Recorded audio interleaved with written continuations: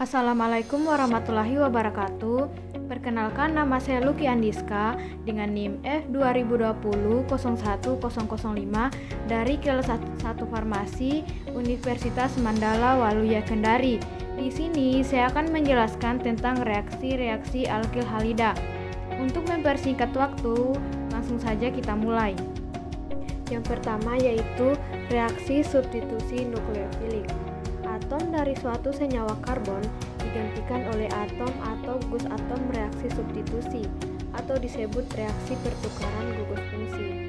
Ini terjadi saat atom atau gugus fungsi lain dari senyawa yang lain. Mekanisme reaksi substitusi nukleofilik pada dasarnya terdapat dua, yaitu mekanisme reaksi SN1 dan reaksi SN2. Yang pertama, reaksi substitusi SN1. Yang pertama, mekanisme SN1 adalah reaksi ion. Yang kedua, secara umum, reaksi SN1 yang nukleofiliknya berupa basa yang sangat lemah, seperti H2O dan C2H5OH, direaksikan dengan alkil halida tersier berbentuk produk substitusi, bersamaan dengan produk eliminasi. Karena H2O dan C2H5OH juga digunakan sebagai pelarut. Tipe reaksi ini disebut juga reaksi solvolis atau penguraian oleh pelarut. Mekanisme SN1 adalah proses 3 langkah bertahap atau stepwise reaction yang dinyatakan sebagai berikut. Yang pertama yaitu tahap 1, ionisasi. Tahap ionisasi adalah tahap pembentukan ion. Ketika substrat alkil halida tersier melepaskan gugus pergi. Jadi, berbeda dengan SN2, SN2-nya itu diserang dulu kemudian ada yang keluar. Berbeda dengan SN1, di mana SN1 ini gugus perginya itu lepas dengan sendirinya. Jadi gugus perginya lepas. Bagaimana bisa? Itu terjadi karena ada energi atau perlu energi yang dipenuhi sehingga gugus pergi itu bisa lepas dari substratnya. Kemudian, setelah substratnya itu mengalami pengutusan seperti dalam keadaan transisi yang pertama diperlihatkan. Bagaimana gugus pergi itu bisa lepas dari karbon substratnya? Kenapa? Karena gugus pergi itu memiliki muatan parsial negatif. Biasanya, gugus pergi itu adalah gugus penarik elektron, sehingga ikatan antara gugus pergi dan karbon itu semakin lama semakin putus dan menghasilkan suatu zat antara karbokation. Karbokation adalah suatu karbon yang memiliki muatan positif, berarti tidak memiliki satu pasang elektron atau memiliki elektron sebanyak 6 di sekitar karbon dan gugus pergi sebagai ion. Tahap 2 adalah tahap kombinasi atau tahap serangan nukleofilik terhadap karbokation. Jadi, karbokation itu memiliki sepasang orbital p yang masih kosong di mana bisa diisi oleh satu pasang elektron dari nukleofilik. Jadi, nukleofilik ini bakal menyerang karbon elektrofilik. Jadi, kalau kita bisa lihat ada jenis serangan yang bisa dilangsungkan oleh nukleofilik, yaitu serangan dari atas dan serangan dari bawah. Nah, kalau serangannya dari bawah menghasilkan produk yang pertama, dan kalau serangannya yang kedua itu adalah produk yang seperti ini. Jadi, ada dua campuran resmik, yaitu R dan S. Tahap yang ketiga yaitu reaksi asam basa, di mana nukleofilik kalau diganti dengan H2O maka menjadi positif. Jadi, tahap ketiga ini adalah tahap reaksi asam basa yang mana H+ itu diambil oleh nukleofilik. Dia kelebihan H+ yang dalam nukleofilik yang sangat lemah, seperti H2O dan CH3CH2OH. Itulah tadi ketiga tahap dari reaksi SN1. Selanjutnya, mekanisme dari reaksi SN1 yaitu sebagai berikut. Tahap 1 yaitu tahap ionisasi, di mana Br-nya ini perlahan melepaskan diri dari substratnya dan butuh energi. Di sini semakin besar energi maka semakin cepat laju reaksinya.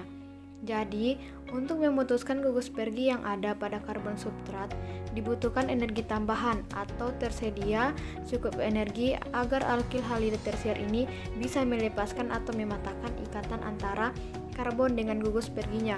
Ini disebut dengan keadaan transisi. Nah, setelah lepas, maka dihasilkan suatu zat antara karbokation dan juga anion gugus pergi. Ingat, zat antara adalah suatu produk meskipun produknya adalah produk sementara, sedangkan keadaan transisi bukanlah suatu produk. Karbokation adalah suatu produk zat antara di mana sangat reaktif, karena saking reaktifnya maka dapat bereaksi dengan molekul apa saja atau nukleofilik apa saja. Meskipun itu sangat lemah, nukleofiliknya itu dapat bereaksi dengan zat antara karbokation. Tahap yang kedua, di sini diperlihatkan zat antara karbokation yang mampu bereaksi dengan pelarutnya, yaitu H2O ataupun nukleofilik yang sangat lemah dan juga berperan sebagai pelarut. Ini bereaksi pada tahap kedua penggabungan nukleofilik dengan karbokation tersiernya. Reaksi ini merupakan reaksi yang sangat cepat. Mengapa cepat? Karena karbokation ini adalah suatu zat antara yang sangat reaktif dan mampu bereaksi secara cepat dengan nukleofilik baik lemah apalagi yang kuat, dan menghasilkan suatu keadaan transisi yang kedua di mana diperlihatkan terbentuknya ikatan yang baru antara karbon dengan oksigen. Jadi, keadaan transisi ini kemudian menghasilkan suatu produk antara terbutil alkohol yang masih berproton atau alkoholnya ini itu memiliki kelebihan hidrogen sehingga menghasilkan suatu oksigen yang bermuatan positif. Sampai tahap yang kedua ini itu disebut dengan tahap ion SN1 atau tahap mekanisme ion.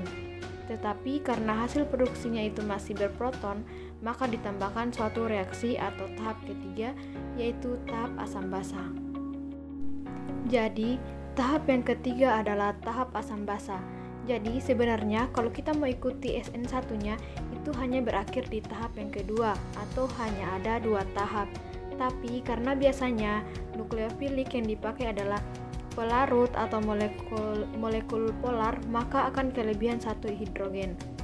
Jadi, hidrogen ini bakalan diambil lagi oleh pelarut yang sama, yaitu H2O ataupun etanol, jika dia memiliki etanol.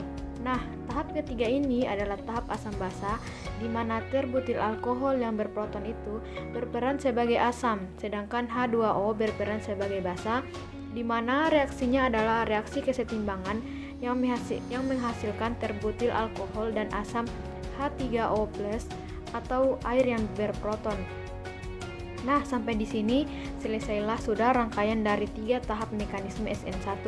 Jadi seperti itu, tahap pertama adalah tahap yang sangat lambat. Kenapa? Karena membutuhkan energi yang cukup agar alkil halidanya itu bisa lepas ikatannya dengan gugus pergi. Kemudian yang kedua adalah penggabungan dengan nukleofilik. Kemudian yang ketiga adalah reaksi asam basa. Teman-teman, kunci dari reaksi ini adalah karbokation. Semakin berkarakter karbokation, semakin cepat reaksi SN1-nya. Ciri reaksi SN1. Yang pertama, kecepatan reaksinya tidak tergantung pada konsentrasi nukleofil. Tahap penentu kecepatan reaksi adalah tahap pertama di mana nukleofil tidak terlibat. Yang kedua, yaitu jika karbon pembawa gugus pergi adalah bersifat kiral. Reaksi menyebabkan hilangnya aktivitas optik karena terjadi rasemik. Pada ion karbonium, hanya ada gugus yang terikat pada karbon positif. Karena itu, karbon positif mempunyai hibridasi sp2 dan membentuk planar. Jadi, nukleofil mempunyai 2 arah penyerangan, yaitu dari depan dan dari belakang. Dan kesempatan ini masing-masing mempunyai peluang 50%. Jadi hasilnya adalah rasemik. Misalnya reaksi S3 bromometilheksana dengan air menghasilkan alkohol rasemik. Selanjutnya, reaksi substitusi SN2. Reaksi SN2 adalah suatu jenis mekanisme reaksi substitusi nukleofilik dalam kimia organik. Dalam mekanisme ini, salah satu ikatan terputus dan satu ikatan lainnya terbentuk secara bersamaan, dengan kata lain dalam satu tahapan reaksi. Mekanisme SN2 adalah proses satu langkah atau serempak yang dinyatakan sebagai berikut. Ketika suatu nukleofilik itu bereaksi dengan substrat, di mana substratnya itu mengandung suatu gugus Bergi, contohnya adalah alkil halida, itu akan menghasilkan suatu produk di mana nukleofiliknya itu akan berikatan langsung dengan karbon alkilnya. Kemudian, dengan keadaan yang sama atau dalam saat yang sama, gugus Berginya juga lepas sebagai anion. Nah, sebelum menghasilkan suatu produk, ada suatu keadaan di mana keadaan itu harus dilalui dengan cukup energi. Nah, keadaan itu adalah keadaan transisi. Keadaan transisi ini adalah keadaan yang mana energi potensialnya tinggi. Dalam keadaan transisi inilah yang menentukan apakah akan menghasilkan suatu produk atau malahan akan menjadi substrat dan nukleofiliknya. Jadi, keadaan transisi ini bakalan sangat penting.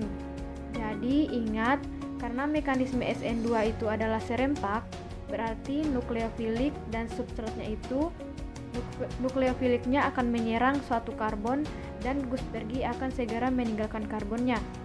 Sehingga, keadaan transisinya seperti ini diperlihatkan bahwa nukleofilik akan membuat suatu ikatan yang baru dengan karbon. Sedangkan antara karbon dengan gugus Bergi akan memutuskan ikatannya ini dan menghasilkan suatu produk baru, yaitu gugus Bergi yang sebagai anion. Contoh dari reaksi SN2 itu adalah bromoetana dan ion hidroksida CH3CH2, di mana nukleofilik ion hidroksida itu bereaksi dengan bromoetana.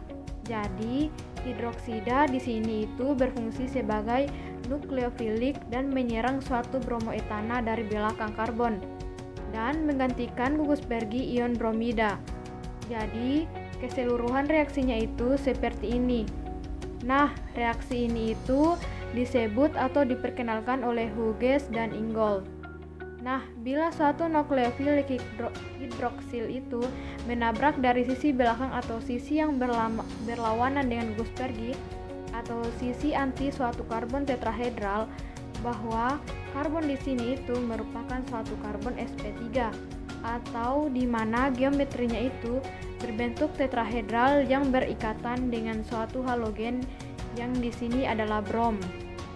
Ada dua peristiwa yang terjadi sekaligus, yaitu yang pertama, suatu ikatan yang baru antara nukleofilik dengan substratnya. Kemudian yang kedua adalah ikatan antara karbon dengan gugus Berginya itu mulai patah. Nah, reaksi inilah yang disebut dengan reaksi serempak atau satu langkah. Ketika hidroksil masuk berarti akan mengikat 5, berarti ada satu gugus yang harus lepas.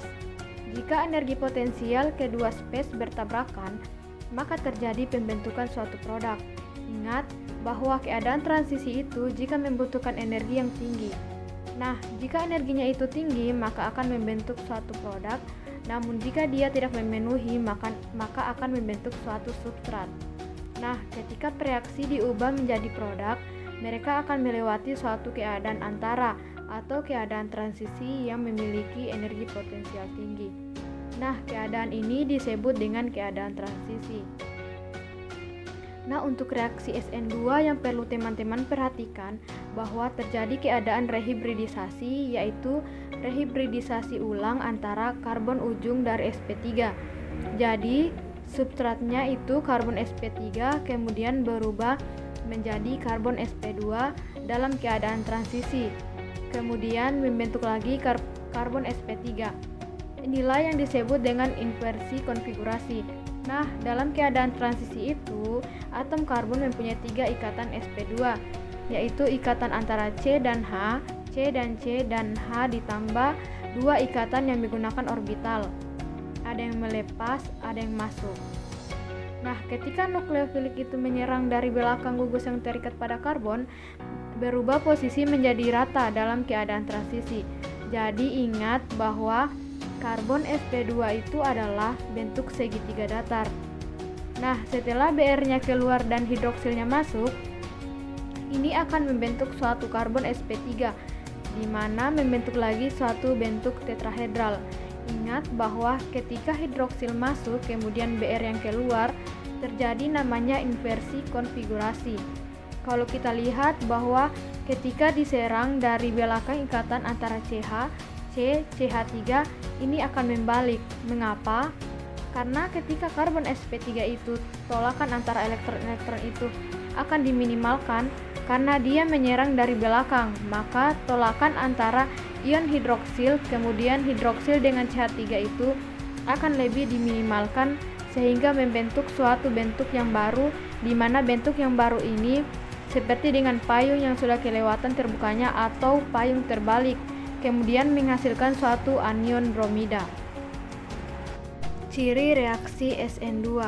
Yang pertama, karena nukleofil dan substrat terlibat dalam langkah penentu kecepatan reaksi, maka kecepatan reaksi tergantung pada konsentrasi kedua spesies tersebut. Yang kedua, reaksi terjadi dengan pembalikan atau inversi konfigurasi. Misalnya, jika kita mereaksikan R2 bromobutana dengan natrium hidroksida, akan diperoleh S2 butanol. Ion hidroksida menyerang dari belakang ikatan CBr. Pada saat substitusi terjadi, ketiga gugus yang terikat pada karbon sp3 kiral itu seolah-olah terdorong oleh suatu bidang datar, sehingga membalik. Karena dalam molekul ini OH mempunyai prioritas yang sama dengan Br, tentu hasilnya adalah S2 butanol. Jadi, reaksi SN2 memberikan hasil inversi. Yang ketiga, jika substrat Rl bereaksi melalui mekanisme SN2, reaksi terjadi lebih cepat apabila R merupakan gugus metil atau primer, dan lambat jika R adalah gugus tersier. Gugus R sekunder mempunyai kecepatan pertengahan. Alasan untuk urutan ini adalah adanya efek rintangan sterik. Rintangan sterik gugus R meningkat dari metil lebih besar dari primer, lebih besar dari sekunder, lebih besar dari tersier. Selanjutnya, perbandingan reaksi SN1 dan SN2. Yang pertama, berdasarkan struktur halida primer. SN1 tidak, SN2 terjadi. Yang kedua, struktur halida sekunder. SN1 kadang-kadang, SN2 kadang-kadang. Yang ketiga, struktur halida tersier. SN1 terjadi, SN2 tidak. Yang keempat, struktur halida nukleofil. SN1, mekanisme reaksi tidak tergantung pada konsentrasi nukleofil. SN2, mekanisme reaksi tergantung pada konsentrasi nukleofil. Yang kelima, struktur halida pelarut. SN1, kecepatan reaksi sangat dipengaruhi kepolaran pelarut. SN2, kecepatan reaksi sedikit dipengaruhi oleh kepolaran pelarut. Selanjutnya, reaksi eliminasi. Reaksi eliminasi adalah jenis reaksi organik di mana dua substituen dikeluarkan dari molekul baik dengan mekanisme satu atau dua langkah. Reaksi eliminasi terbagi menjadi dua, yaitu reaksi E1 dan reaksi E2. Selanjutnya, reaksi eliminasi E1. Reaksi E1 adalah jenis reaksi eliminasi dua langkah yang ditemukan dalam kimia organik. Dalam reaksi eliminasi ini, substituen dalam senyawa organik ini dihilangkan. Mekanisme reaksi E1 dikenal sebagai eliminasi unimolekuler. Karbokation dapat mencapai produk yang lebih stabil, yaitu dengan cara memberikan suatu proton kepada basa di dalam reaksi eliminasi. Dalam hal ini, yaitu reaksi eliminasi unimolekuler menjadi sebuah produk alkena. Jadi, sebenarnya reaksi E1 itu mirip dengan reaksi SN1, di mana yang pertama adalah tahap ionisasi dari sini, yaitu mirip dengan reaksi yang terdapat pada SN1. Namun, langkah yang kedua itu berbeda dengan reaksi SN1, di mana nukleofilik H2O itu tidak menyerang karbokation atau tidak menyerang karbon yang kekurangan elektron, namun mengambil hidrogen dari kation terbutil menghasilkan suatu propena. Jadi itu adalah reaksi E1. Nah, mari kita lihat bagaimana sih mekanisme E1. Tahap yang pertama dalam reaksi E1 yaitu identik dengan tahap pertama dalam reaksi SN1. Yang pertama yaitu ionisasi alkil atau substrat. Di sini kita pakai terbutil bromida. Nah, tahap ini adalah tahap yang lambat. Kenapa? Karena membutuhkan energi tambahan untuk memecah ikatan antara substrat dengan gugus perginya menjadi sebuah zat antara karbokation, dan sebelumnya itu harus mencapai keadaan transisi. Jadi, karena reaksi tahap pertama ini adalah tahap penentu laju dari seluruh reaksinya, ini mirip sekali dengan reaksi SN1. Nah, suatu reaksi E1 itu menunjukkan kinetika order pertama. Kenapa? Karena keadaan transisi itu mirip dengan keadaan transisi yang ada pada SN1, di mana keadaan transisinya itu diperlihatkan hanya molekul substratnya saja, tidak ada molekul nukleofilik yang muncul. Itulah alasannya bahwa E1 itu termasuk reaksi first order. Nah, karena E1 itu suatu order pertama, maka laju reaksinya itu hanya tergantung pada konsentrasi substratnya saja atau konsentrasi alkil halidanya. Karena hanya melibatkan satu molekul pada suatu senyawa dalam keadaan transisinya, jadi disebut dengan E1. Nah, kemudian tahap yang kedua ini pada reaksi eliminasi basa H2O atau nukleofilik sebenarnya ada perbedaan antara basa dengan nukleofilik, di mana sifat basa itu lebih tertarik kepada hidrogen, sedangkan nukleofilik tertarik kepada karbon. Jadi, H2O di sini berperan sebagai basa. Jadi, basa H2O merebut proton dari karbokation yang berdekatan atau bersampingan dengan karbokationnya. Jadi, syarat hidrogen yang bisa diambil adalah hidrogen yang berseberangan atau bertumpang tindih dengan karbokationnya atau karbon positif. Nah, elektron ikatan stigma karbon hidrogen itu bergeser ke arah muatan positif atau ke karbon positif. Jadi, karbon itu mengalami hibridisasi dari keadaan sp3 ke keadaan sp2. Jadi, kalau kita lihat, CH3 itu adalah keadaan hibridisasi sp3. Kemudian, ketika hidrogennya diambil dalam keadaan transisi, diperlihatkan itu terjadi rehibridisasi di mana CH2 di sini itu berubah menjadi hibridisasi sp2. Jadi, perlahan mendekati hibridisasi sp2. Setelah diambil C di sini, itu sudah menjadi hibridisasi sp2 kembali dan terbentuklah produk 2-metilpropena. Jadi seperti itu mekanisme reaksi E1, yaitu alkil bromida atau tersier butil bromida menjadi 2-metilpropena. Ini adalah produk samping dari substitusi. Kalau kita harapkan reaksi eliminasi maka menghasilkan 2-metilpropena. Karena suatu reaksi E1 itu seperti reaksi SN1 berlangsung lewat zat antara karbokation. Jadi, tidak mengherankan kalau mirip dengan karakter karbokation dari SN1 di mana karbokation tersier itu berjalan lebih cepat dibanding dengan sekunder dan karbokation primer tidak teramati.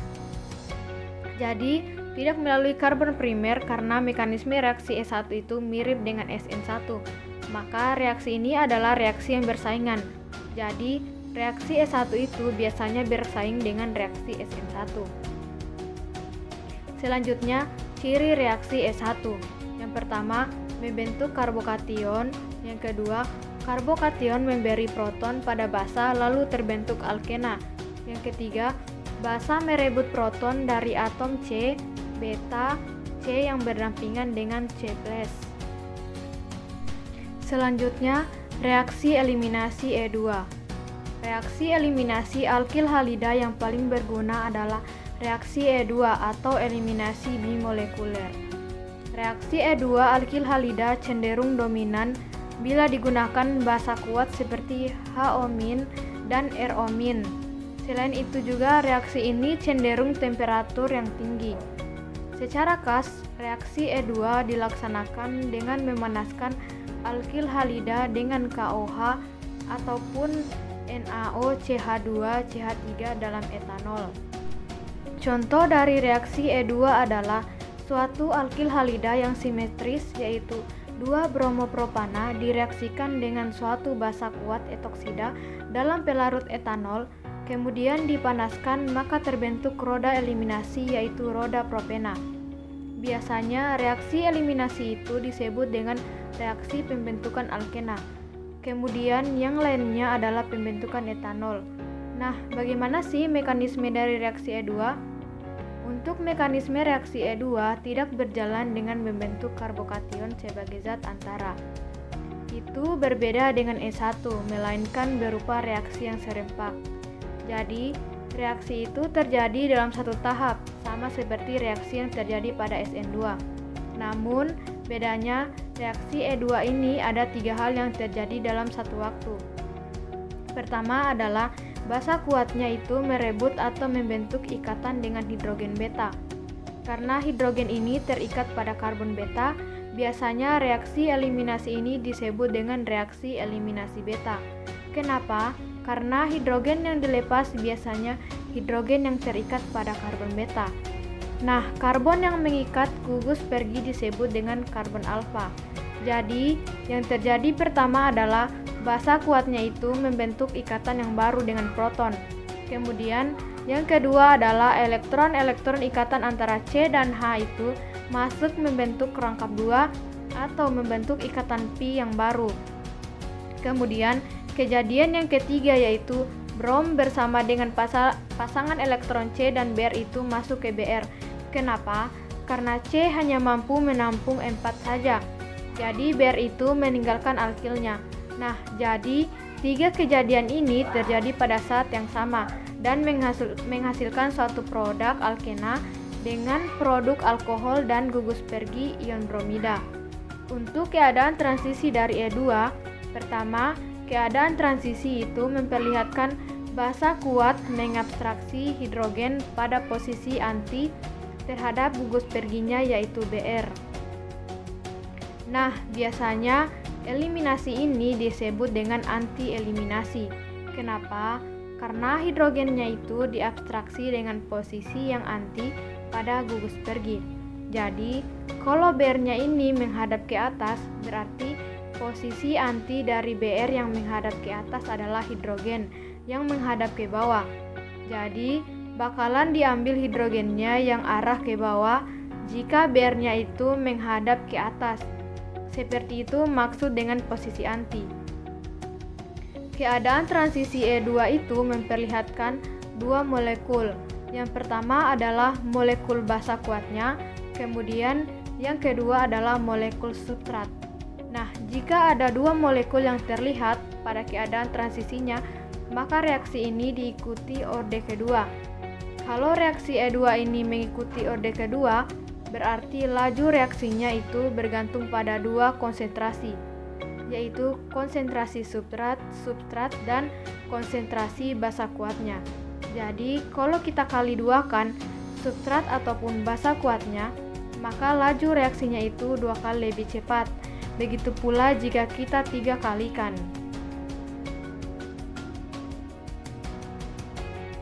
Kemudian, dalam reaksi E2 seperti dalam reaksi E1, alkil halida tersier ternyata bereaksi paling cepat dan alkil halida primer paling lambat. Bila diolah dengan suatu basa, alkil halida primer biasanya begitu mudah bereaksi substitusi, sehingga hanya sedikit alkena yang terbentuk. Ciri reaksi eliminasi E2. Pertama, nukleofil langsung mengambil proton dari atom C beta pada atom C gugus pergi. Kedua, tidak terjadi pembentukan karbokation. Ketiga, pembentukan secara serempak. Selanjutnya, perbedaan reaksi eliminasi E1 dan E2. Pertama, berdasarkan dasarnya. E1.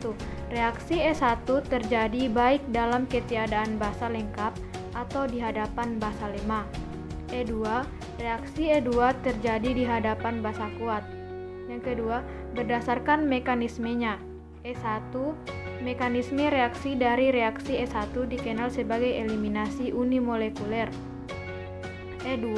Mekanisme reaksi E2 adalah reaksi eliminasi satu langkah.